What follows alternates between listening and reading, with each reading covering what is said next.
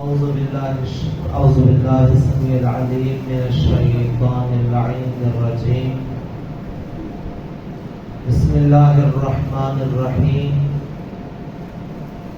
الحمد لله رب العالمين.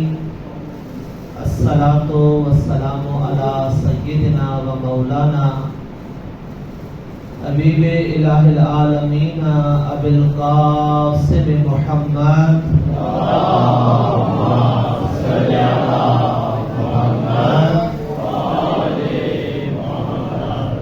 وآلہ الطیبین الطاہرین المعصومین المنتجبین لا سیما بقیت اللہ العظم فی الارضین ولعنت الدائمۃ علی اعدائهم اجمعین من یوم عداوتهم الی یوم قیام الدین. درود پڑھیں محمد و آل محمد.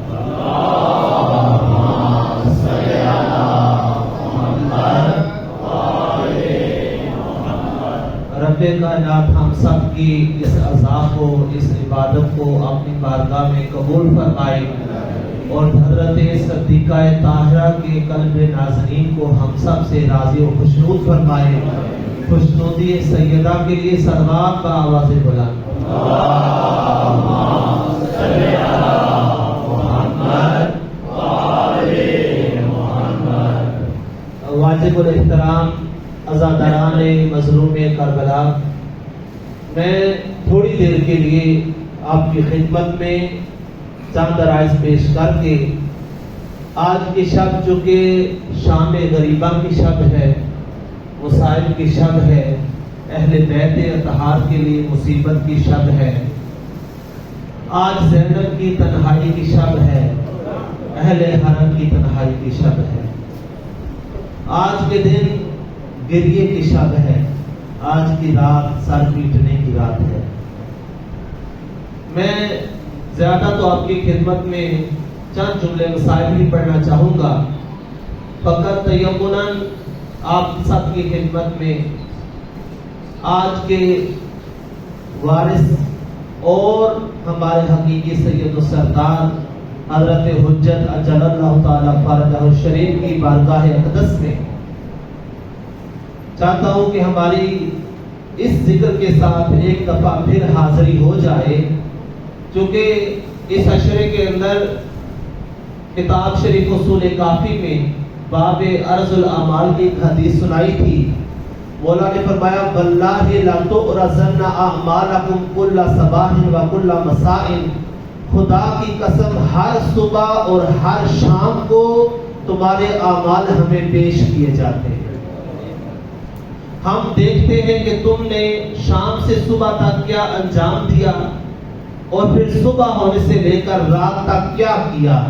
جو کچھ بھی تم انجام دیتے ہو ملائکہ ہو بہو وہی لا کر ہماری بارگاہ میں پیش کرتے ہیں کہ مولا آپ کے چاہنے والے نے آج یہ عمل کیے ہیں، آج آپ کے نام لیوا نے یہ اعمال انجام دیے ہیں. اس لیے سب سے عظیم عبادت ہے ذکر محمد و آل محمد. آج دوبارہ ایک دفعہ جب مولا کی بارگاہ میں ہمارے اعمال پیش ہوں تو اس نیت کے ساتھ آج ہم بستر پر سوئیں کہ یقیناً ہمارا یہ ذکر، ہماری یہ عزاداری آج مولا کی بارگاہ میں پیش ہوگی ہے اور ہم کہیں گے مولا پورے صدق کے ساتھ، خلوص نیت کے ساتھ ہم نے عزائے حسین میں شرکت کی.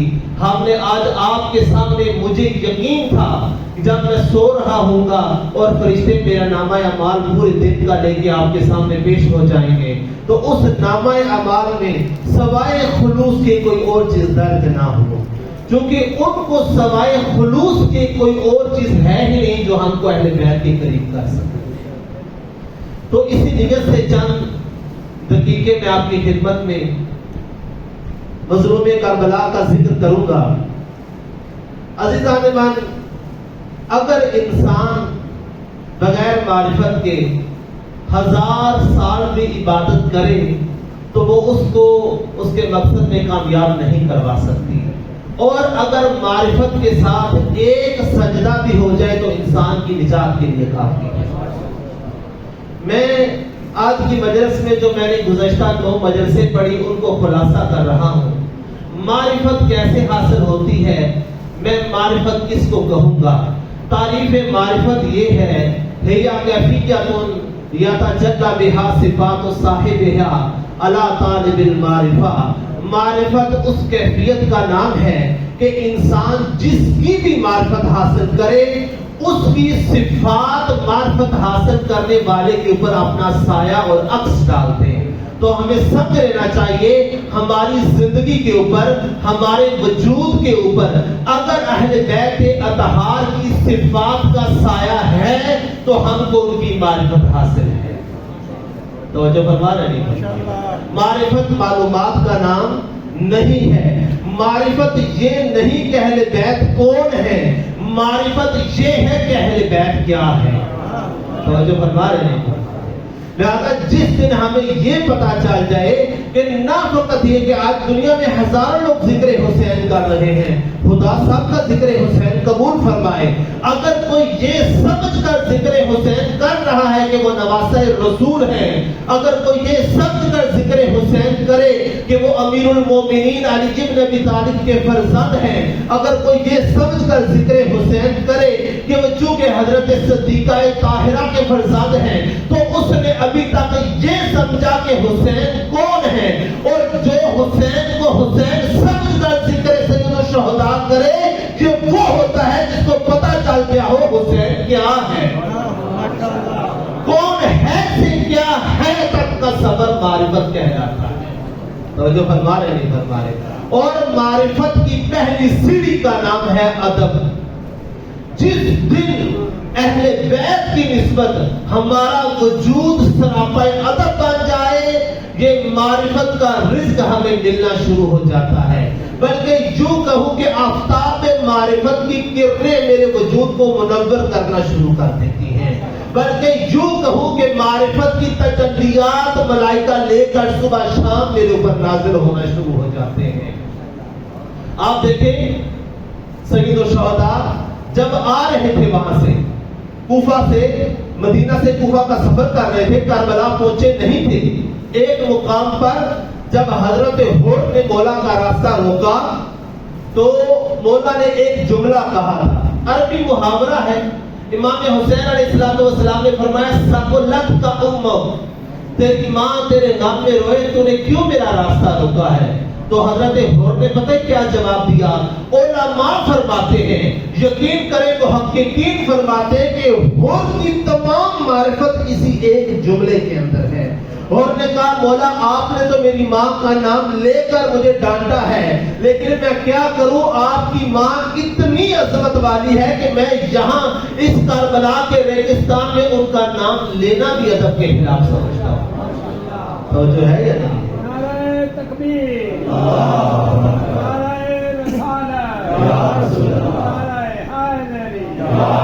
ادب ہے اہل بیت کی بارگاہ میں جو انسان کو معرفت کی بلندیوں پر لے جاتا ہے. آج نہ فقط یہ کہ ادب جب تک ہم مجلس میں ہوں ادب کے ساتھ ہو، علم آئے ادب کے ساتھ ہو، اور جب تک ہمارے سامنے زیارات ہو ہم ادب کے ساتھ ہو.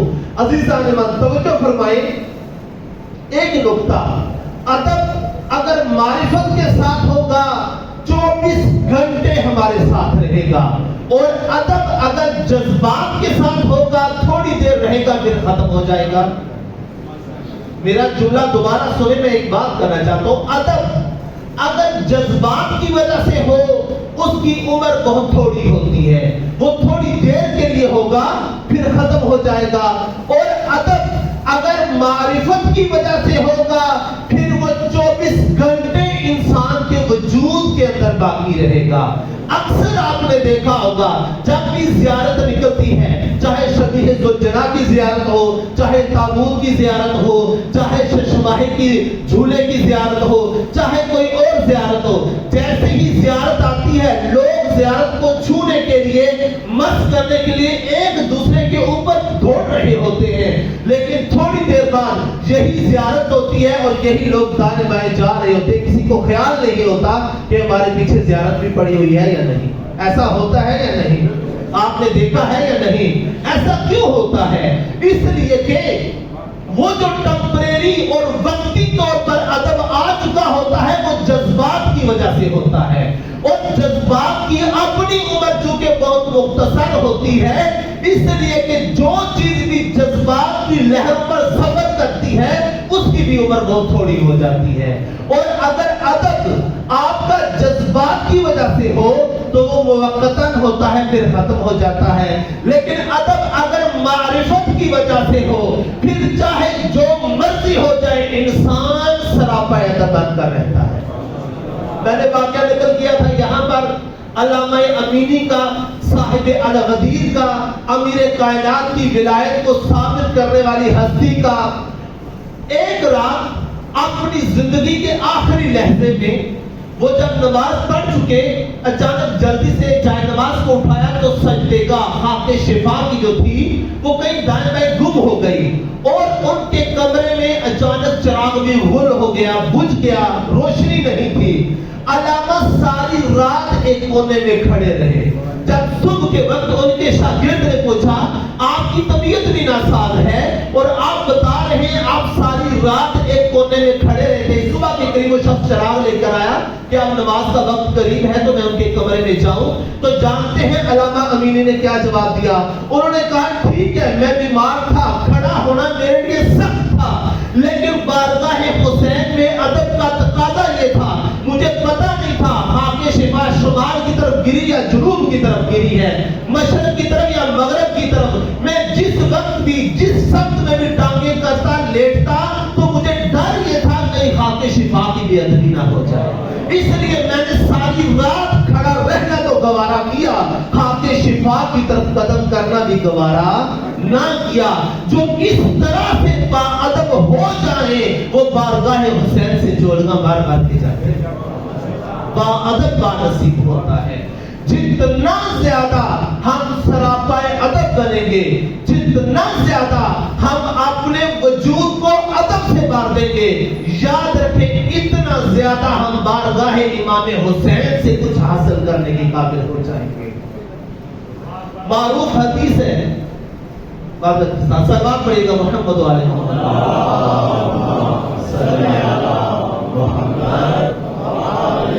بعض لوگ ہم سے پوچھتے بھی ہیں آپ امام حسین کا ذکر تو 10 دن کرتے ہیں، باقی ائمہ اطہار کا ذکر کم کرتے ہیں، امام موسیٰ کاظم بھی تو 14 سال کے لیے زندان میں رہے تھے، بے دردی کے ساتھ شہید کیے گئے تھے، آپ فقط ان کی شہادت کے دن ایک دفعہ کا ذکر کرتے ہیں، دوبارہ ذکر نہیں کرتے، امام حسن مجتبیٰ کا ذکر کم کرتے ہیں، امیر کائنات کا ذکر کم کرتے ہیں۔ خود ائمہ اطہار نے اس کا جواب دیا کہ کیوں سید الشہداء کا ذکر زیادہ ہے، کیوں امام حسین کا تذکرہ زیادہ ہے؟ راوی آیا اور آ کر اسے وہی حدیث پڑھی جو یقیناً آپ نے ہزاروں نہیں لیکن سینکڑوں دفعہ سنی ضرور ہوگی۔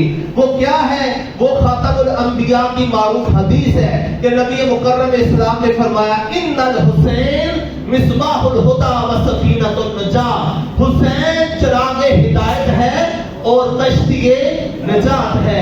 اب شخص نے سوال کیا اس کا مولا اولستم کلکم سفن النجات، کیا آپ سب کے سب کشتی نجات نہیں ہیں؟ توجہ ہے کہ نہیں ہے؟ راوی نے کہا مولا فقط مولا حسین کے بارے میں یہ کیوں ملتا ہے کہ ان الحسین مصباح الہدی و سفینۃ النجات، کہ حسین چراغ ہدایت اور کشتی نجات ہے۔ اولستم کلکم سفن النجات، آپ سب کے ساتھ کشتی نجات نہیں ہے؟ مولا نے فرمایا بلا، کیوں نہیں، ہم آل محمد سب کے سب کشتی نجات ہیں، ولیکن سفینۃ الحسین اوسع و اسرع، لیکن کشتی حسین کے اندر سب سے زیادہ گنجائش ہے اور سب سے زیادہ جلدی انسان کو نجات کی عطا کرتی ہے۔ فرمایا چونکہ اس کشتی کو اللہ نے وہ انعام عطا کیا، اس انعام کے نتیجے میں اب اس کے اندر زیادہ سے زیادہ انسانیت کو نجات دینے کی گنجائش موجود ہے۔ اور اس لیے بعض روایات میں کہا گیا تھا کہ رسول اللہ کی وہ جو شفاعت کے لیے بات آپ کہتے تھے نا رب امتی پروردگار میری امت امت کو بخش دے، اس بخشش کا سامان سید الشہداء کی شہادت کے نتیجے میں حاصل ہوا تھا۔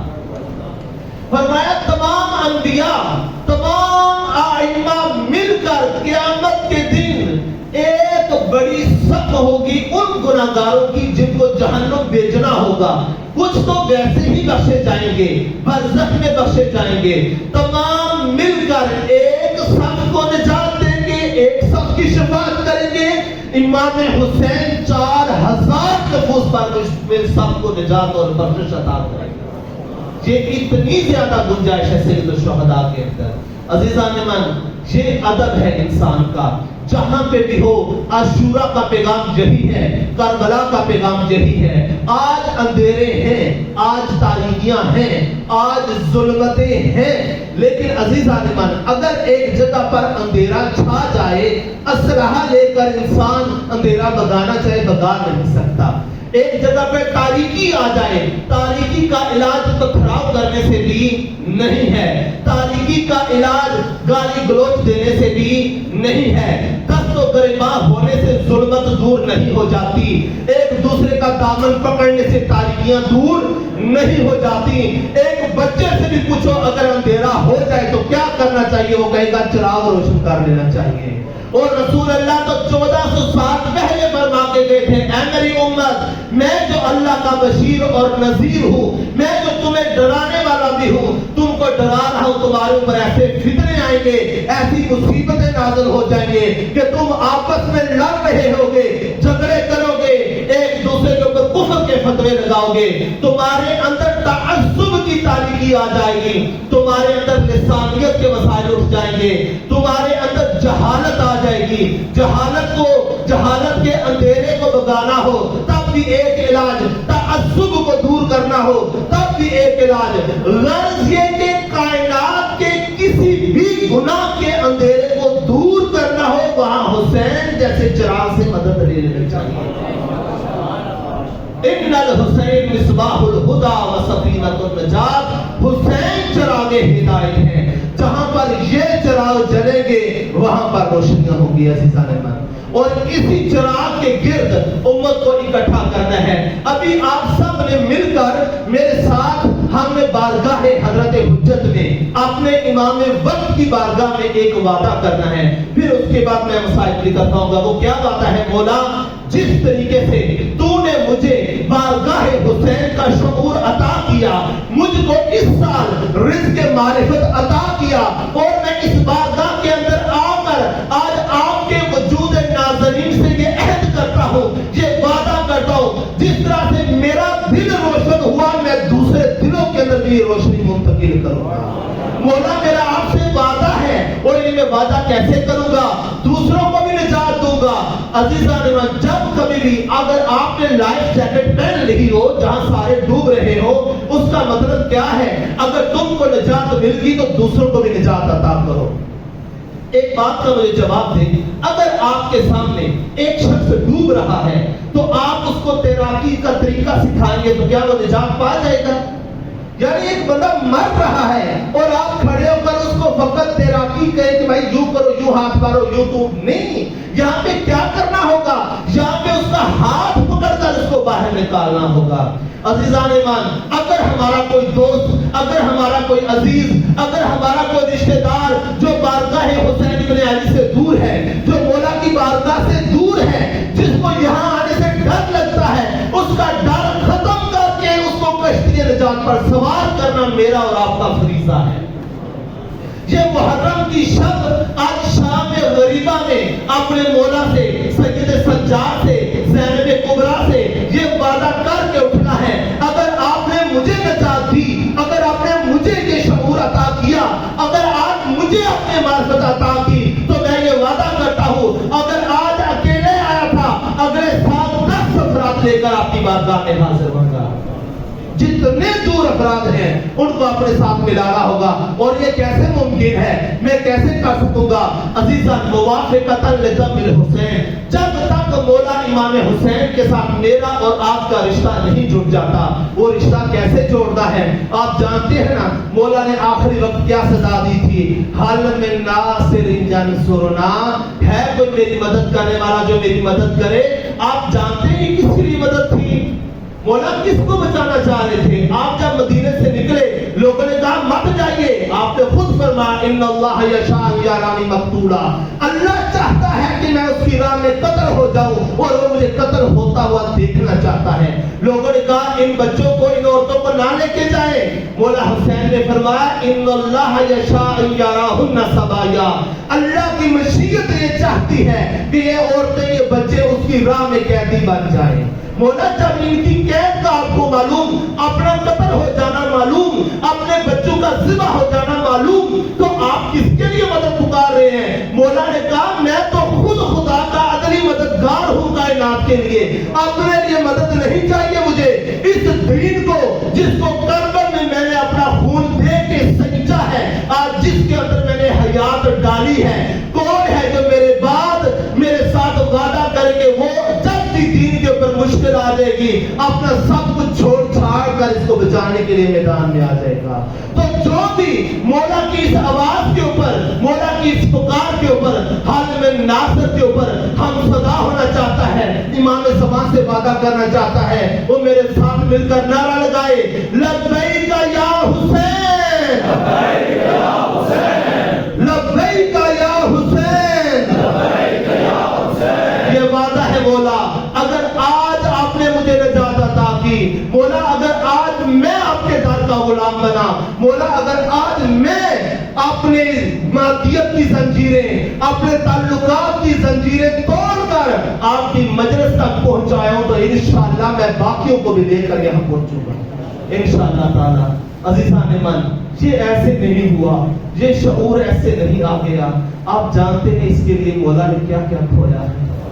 اللہ اکبر۔ میں چاہوں گا شام غریبہ کا عادت ہے تھوڑا سی لائٹیں کم کر دی جائیں تاکہ جی بھر کے رو لیا جائے اس آقا ذاتی کے لیے جو تھوڑی دیر بعد جس کے خیام کے اندر شمر آ گیا۔ عزیزان من، شاید کل کی رات تک کسی پڑھنے والے کی ضرورت تھی، کوئی ہمارے سامنے پڑھتا تو ہمیں احساس ہوتا۔ خدا کی قسم ابھی جو شب ہے، ابھی جو وقت ہے نا، تھوڑی دیر کے لیے فرض کر لیں حالت کربلا کے اندر یہ تھی جب سورج غروب ہوا سیدانیہ ایک خیمے سے دوسرے خیمے کی طرف، دوسرے خیمے سے اس خیمے کی طرف جا رہی ہے، جب اتنی آگ لگ گئی تھی ایک خیمے کے اندر آ کر کہا اے سید سجاد آپ میرے وقت کے امام ہیں، آپ بتائیں کیا ہم جل کے مر جائیں یا خیموں سے نکلے؟ مولا نے کہا خفیما علیکم بالفرار، آپ چاہیے اپنی جان بچائیے۔ حمید بن مسلم دشمن کا راوی کہتا ہے میں نے خود دیکھا ایک خیمے سے سیدانیہ یوں باہر نکلی ہے، کوئی مشرق کی طرف جا رہی تھی، کوئی مغرب کی طرف جا رہی تھی، کوئی شمال کی طرف جا رہی تھی، اور میں کر کے کہہ رہی تھی واہ عباسا، ہائے عباس، ہائے غازی، ہائے ہمارا بندہ، واہ حجابہ۔ عزیزان من، یہ وہ منظر تھا جب کربلا کی خاک کے اوپر زلزلہ آ چکا تھا۔ سیدہ زینب فرما رہی تھی یا ام کلثوم اے میری بہنیں بچوں کو اکٹھا کرو۔ کتنے بچے تھے جو زندہ تھے لیکن گھوڑوں کی سموں تلے روندے جاتے، اور ایک بچی شام غریبہ کی شام کو نہیں مل رہی تھی۔ آپ کو پتا ہے وہ کون سی بچی تھی؟ یہ وہ بچی تھی کل شام تک جس کو اپنے بابا کے سینے کے علاوہ نیند نہیں آ رہی۔ اللہ اکبر۔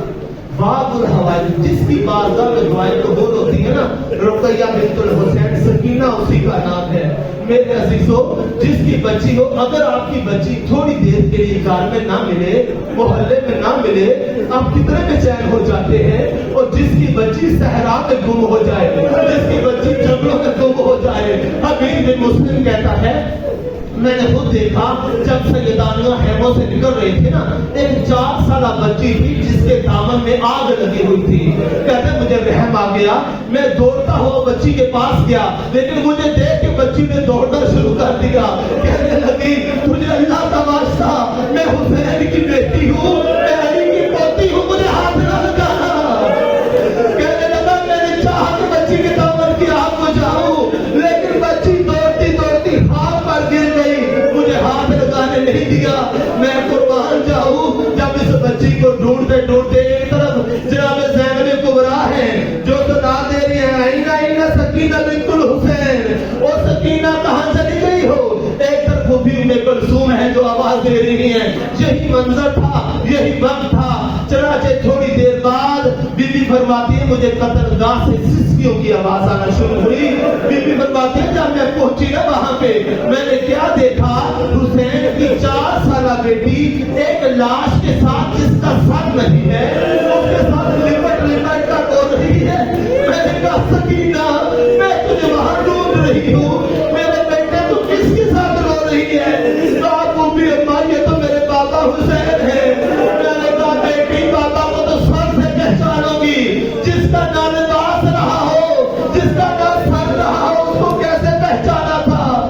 کہا وہ بھی اماں جب میرے پیچھے شکر لگا تھا نا وہ میرے کانوں سے دور کھینچ رہا تھا، مجھے بڑی تکلیف ہو رہی تھی، میں دوڑتی جا رہی تھی. میں نے کہا بابا کہاں ہو، اے بابا مجھے اپنے اذن امامت سے مجھے دادا علی کے پاس بھیج دو. اے بابا اگر مجھے نہیں بچا سکتے. اس وقت اس لاشے سے آواز آئی یا بنیا الیہ الیہ، او میرے بیٹے میرے پاس آ جاؤ، اور تیرا بابا بھی زندہ ہے، تیرے بابا کا سر نہیں لیکن تیرا بابا موجود ہے. میں اس لاشے کے ساتھ لپٹ گئی تھی. عزیزان من بعض روایات میں ہے جب شام غریبہ ہوئی نا، جو حور علیہ السلام کی بیوی تھی وہ بھی دشمنوں کے خیموں میں تھی. چنانچہ انہوں نے کہا ہم میں سے تو کوئی بندہ ادھر جا نہیں سکتا. اے زوجہ حور چونکہ حسین کی طرف شہید ہوا ہے، یہ لوگ پانی لے جاؤ اور جا کر خیام حسینی کی طرف جاؤ. اب کہتے ہیں جب حور کی زوجہ وہاں پانی لے کے پہنچی نا، اب حسین کی 4 سالہ بیٹی کے بہن سننا تو حور کی زوجہ کی روایت ہے اس وقت زلجنا خیموں کے اندر تھا اور بیبیاں زلجنا کی گردن میں باہیں ڈالی ہوئی تھی، اور ایک 4 سالہ بیٹی ایسی تھی جو زلجنا کے گرد چکر لگا رہی تھی اور بیان کر رہی تھی. وہ کیا بیان کر رہی تھی؟ بار بار کہہ رہی تھی یا جواد ابھی، اے میرے بابا کے گھوڑے، حال سوکیا ابھی اب کو تیرا تشانا، مجھے اتنا بتاؤ کیا میرے بابا کو پانی دیا گیا تھا یا پیاسا قتل کیا گیا تھا. اور زلجنا کہہ رہا تھا الظلیمہ الظلیمہ الظلیمہ، ہائے ظلم ہو گیا، ہائے ظلم ہو گیا. اور سادات یہاں مجھے معاف کر دینا، ایک روایت میں نے ایسی پڑھی خدا کی قسم انسان کا دل نہیں کرتا پڑھنے کو. اللہ اکبر، اتنی سخت روایت ہے، اتنی سخت روایت ہے. کہتے ہیں نا جب سیدانیاں قید ہو کے یزید کے دربار میں پہنچی نا، میں نے ایک مسائل پڑھنا ہے اس کے لیے پہلے یہ سن لیں. سیدانیاں قید ہو کے جب یزید کے دربار میں پہنچی، بڑی سخت روایت ہے، ادب کے ساتھ سننا. ایک ملعون کہتا ہے یزید تجھے جنگ کا دستور پتا ہے؟ اس نے کہا کیا دستور ہے؟ اسے شرابی نظریں اٹھا کے کہا کیا دستور ہے؟ کہنے لگا جس جنگ کے اندر مرد قتل ہو جائیں اور ان کی عورتیں اور بچے اسیر ہو جائیں، بہت معذرت کے ساتھ ساتھ سے کہا ان کی عورتوں کو کنیزے بنا دیا جاتا ہے. اللہ اکبر. بی بی فرماتی ہے جب یزید کے سامنے وہ یہ بات کر رہا تھا، سیدنا سجاد کا جگر پھٹ رہا تھا. اس نے کہا یزید میں ہمارے امامت سے تیرا درد خاک کر دوں گا اگر دوبارہ ایسی زبان چلی بھی. کہا ہم نے اس لیے رسنا پہنی نانا کا دین بچ جائے، ہم نے اس لیے توت پہنے محمد کی شریعت بچ جائے. عزیزان من یہی بیویاں تھی نا جب یہ خیموں سے نکل رہی تھی تو کئی لائنوں نے ہاتھوں سے چادریں اتارنے کی کوشش کی لیکن ان کے ہاتھ نہ پہنچے. سخت روایت ہے جب جناب فاطمہ کبریٰ نے اپنے چہرے سے ہاتھ نہیں ہٹا رہی تھی، جناب زینب نے کہا اے میرے بیٹے اپنے چہرے سے ہاتھ تو ہٹانا، میں تیری پھوپھی ہوں۔ کہا پھوپھی اماں مجھے آپ سے شرم آتی ہے، میرے ساتھ میرے دار نہیں ہے۔ تو علی کی بیٹی نے بیٹھ کر کے کہا میری بیٹی آنکھیں کھول اور دیکھ تیری پھوپھی بھی بے ودا ہو گئی ہے۔ کہا تیرے سامنے وقت ندا نہیں، میری چادر نیزوں کے ساتھ اتاری گئی ہے کہ ساتھ سے بہتا خون دے۔ اللہ لعنت اللہ علی القوم الظالمین وسیعلم الذین ظلموا ای منقلب ینقلبون۔ اعظم اللہ اجورنا و اجورکم بمصاب الحسین علیہ السلام۔ اللہم صلی علی محمد وآل محمد، اللہم بحق اسمک العظیم العظم العز الاجل الاکرم، یا اللہ یا اللہ یا اللہ، یا محمود بحق محمد، یا اعلی بحق علی، یا فاطر بحق فاطمہ، یا محسن بحق الحسن، یا قدیم الاحسان بحق الحسین۔ بار رہا اپنی عزت و جلال کا واسطہ، عظمت محمد وآل محمد کا واسطہ ہمارے ذکر کو اپنی بارگاہ میں عظیم عبادت شمار کرنا۔ بار رہا سید الشہداء کی مظلومیت کا واسطہ ہم سب کا یہاں آنا اپنی بارگاہ میں عظیم عبادت شمار کرنا ہے۔ بار رہا ہم سب کے صغیرہ کبیرہ گناہوں کو معاف فرما۔ بار رہا سید الشہداء کی مظلومیت کا واسطہ ہم سب کے مرحومین کو شہدائے کربلا کے ساتھ محشور فرما۔ بار رہا اپنی عزت و جلال کا واسطہ، عظمت محمد وآل محمد کا واسطہ جتنے بھی حاضرین ہیں سب کی نیک شرعی حاجات کو پورا فرما۔ بار رہا اپنی عزت و جلال کا واسطہ، عظمت امام حسین کا واسطہ، بار الہ ہمارے دلوں کو محبت امام حسین اور معرفت امام حسین سے منور فرما۔ بار الہ یہ ورثہ اپنی نسلوں تک منتقل کرنے کی توفیق عطا فرما۔ بار الہ حسین کشتی نجات ہیں، اس کشتی پر خود بھی اور اپنے اہل و عیال اور اپنے ساتھیوں کو بھی سوار کرنے کی توفیق عطا فرما۔ بار الہ اپنی عزت و جلال کا واسطہ، عظمت محمد وآل محمد کا واسطہ ہم سب کو سپاہ امام زمانہ میں شامل ہونے کی توفیق عطا فرما۔ اپنے مولا کے ظہور سے پہلے حق کے عزاداری ادا کرنے کی توفیق عطا فرما۔ مشن اور مقصد کربلا کو عام کرنے کی توفیق عطا فرما۔ عزاداری مولا امام حسین کو عام کرنے کی توفیق عطا فرما۔ بار الہ مذہب حقہ کا بول بالا فرما۔ دشمنان تشیع، دشمنان عزاداری، دشمنان ماتم، دشمنان شریعت سب کو نیست و نابود فرما۔ بار الہ اپنے ولی حق ولی اللہ العظم جل اللہ تعالی فرجہ شریف کے ظہور پر نور میں تاجیل فرما۔ مولا کے ظہور سے پہلے اپنے آپ کو آمادہ اختیار کرنے کی توفیق عطا فرما۔ بار الہ جس مومن نے بھی دنیا کے جس کونے میں بھی ذکر مظلوم کربلا کے لیے، مشن امام حسین کے لیے جس طرح کی بھی کوشش کی ہے، عزاداری میں شریک ہو کر، بانی بن کر، سبیل لگا کر، ایک قدم اٹھا کر، صف بچھا کر، رو کر، ماتم کر کے، بار الہ سب کو بارگاہ حضرت فاطمہ زہرا سے اجر جزیل عطا فرما۔ بار الہ ان سب سے بی بی کو راضی و خوشنود فرما۔ بار الہ قلب ناظرین امام زمانہ کو ہم سے راضی و خوشنود فرما۔ بار الہ تمام مومنین کی توفیقات خیر میں اضافہ فرما۔ بار الہ ہمیں آئندہ ساری زندگی عزائے حسین اور ماہ محرم کی عظمت کو اجاگر کرنے کی توفیق عطا فرما۔ بار الہ جتنے مومنین یہاں حاضر ہیں سب کی توفیقات خیر میں اضافہ فرما۔ بامیان مجالس کو محفوظ فرما۔ ماتمیان عزادار اور حسین پر گریہ کرنے والوں کے درجات جو مرحوم ہیں بلند فرما، اور جو یہاں موجود ہیں ان کو عظمت و رفعت عطا فرما۔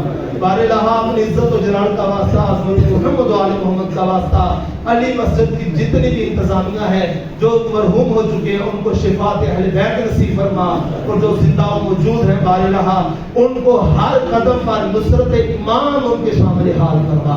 امام زمانہ ان کی توفیقات خیر میں اضافہ فرمائے، اور قلب امام زمان ان سے راضی و خوشنود فرما۔ بار الہ جو مومنین مریض ہیں، جو بیمار ہیں، وبالاخص اس مسجد کے منتظمین میں سے اور عزائے حسین کو عام کرنے والوں میں سے اگر کوئی شخص مریض ہے، بحق بیماری کربلا کو شفا عاجل و کامل نصیب فرما۔ بارہ اپنی عزت و جلال کا واسطہ، عظمت محمد و آل محمد کا واسطہ، ہمیں اگلے سال اس سے بہتر انداز میں عزاداری کرنے کی توفیق عطا فرما۔ بارہ اگلے سال اپنے علاوہ 10 اور بندوں کو عزائے حسینی میں لانے کی توفیق عطا فرما۔ بارہ اگلے سال امام زمانہ کے ظہور کے لیے ایک قدم نزدیک ہونے کی توفیق عطا فرما۔ اللہم تقبل منا انک انت السمیع العلیم بجاہ محمد وآلہ الطیبین الطاہرین المعصومین المنتجبین۔